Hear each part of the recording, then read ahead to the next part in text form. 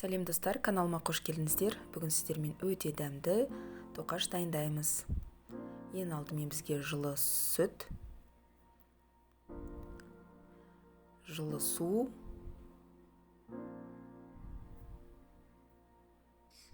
қант қажет.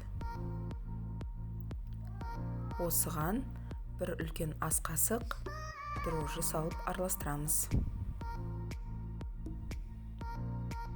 Содан кейін ұн саламыз, араластырып 15 минутқа көтерілгенше қоямыз.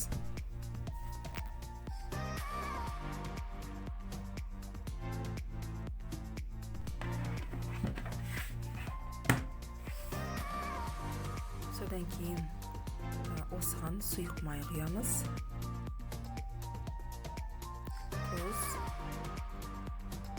жұмыртқа және ұнды салып, жақсылап илейміз. Қамырымыз тым қатты немесе бос қып илемейміз, орташа түрде жұмсақ қып илейміз. Қамырды 40 минутқа көтерілгенге қоямыз. Содан кейін осындай бөліктерге бөліп, тоқашымызды жасаймыз.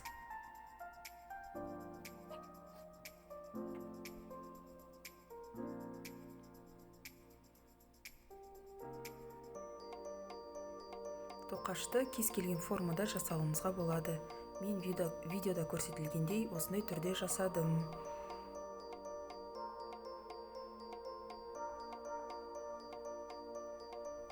Барлық тоқаштарды жасап, бетін жауып, 15 минутқа қоямыз.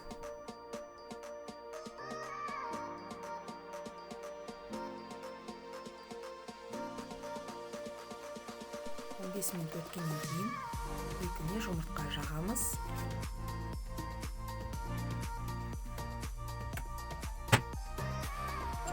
Мен содан кейін үстіне мак сеуіп шықтым. Қызып тұрған пеште 180 градуста 30-35 минут пісіреміз. Бұл тоқаш өте дәмді болады. Міндетті түрде жасап көріңіздер және каналыма тіркеліңіздер. Ас болсын.